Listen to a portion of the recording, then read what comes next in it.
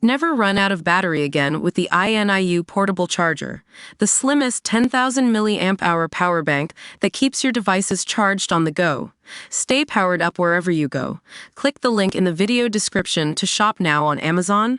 Double murderer executed by firing squad in 15 year. First, as thug rejected electric chair and lethal injection.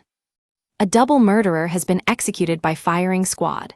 The first time in 15 years, a convict has chosen to die by the gun.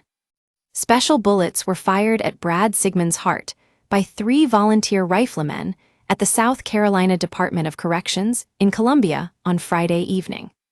Sigmund was strapped into a chair with a hood over his head for the execution, as is state protocol, after 23 years on death row. A target showed the executioners where to shoot, as they took aim from 15 ft away, behind a curtain. The murderer was pronounced dead at 6:08 p.m. Spectators are allowed to watch executions in South Carolina. Sigmund, 67, was convicted of beating to death with a baseball bat his ex-girlfriend's parents, David and Gladys Lark, at their Taylor's home in 2001. He chose the firing squad over the electric chair or lethal injection. Gerald Bo King, Sigmund's lawyer, said the decision was because he feared a lack of transparency could be covering up how painful these methods really are. Sigmund made a last gasp for life on Wednesday, when he pleaded with the Supreme Court to halt his execution. He argued that South Carolina's refusal to disclose information about its lethal injection procedure violates his due process rights. Gerald Bo King, Sigmund's lawyer, said it took around 20 minutes for the last 3 men executed in the state to die from the lethal injection. He said Sigmund faced an impossible choice between bullets that will break the bones in his chest and destroy his heart, and having his lungs filling with blood and fluid after the injection. Bo also said Sigmund avoided the chair because he feared it would burn and cook him alive.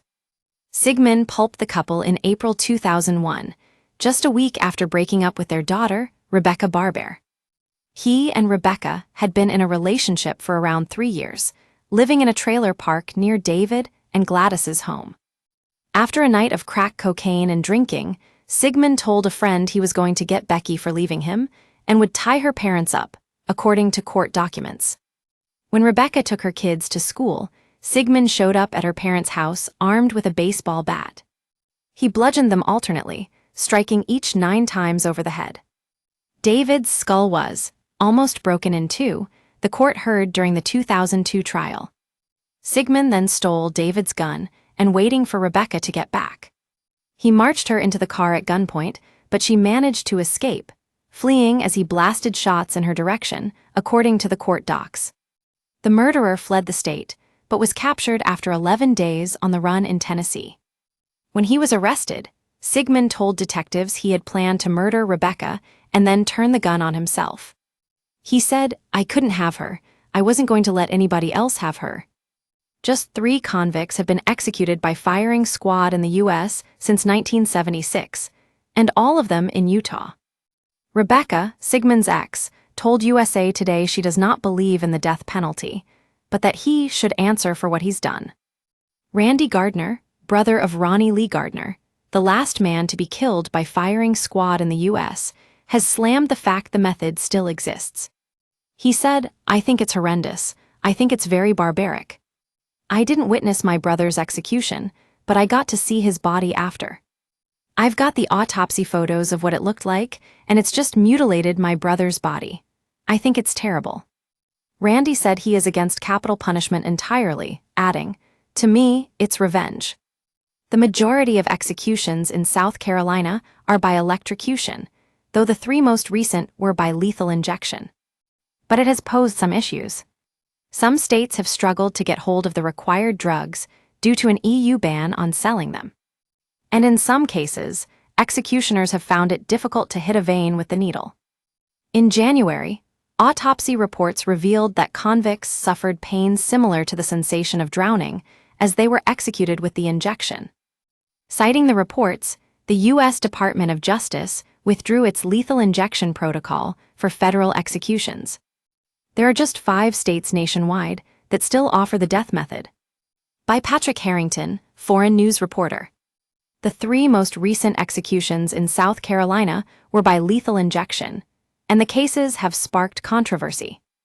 It took around 20 minutes before each of the 3 men were officially declared dead.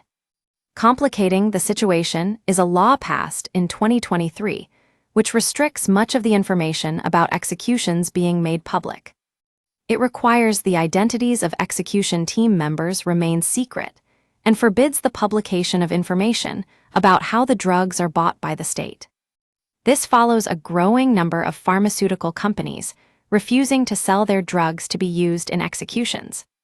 The American Civil Liberties Union, ACLU, filed a lawsuit challenging the state law in January. It wrote, "This ban not only further departs from the state's history of making execution-related information publicly available, but criminalizes the disclosure of this information by anyone for any reason. It thus silences the scientists, doctors, journalists, former correctional officials, lawyers, and citizens who have scrutinized the safety, efficacy, morality, and legality of South Carolina's use of lethal injection."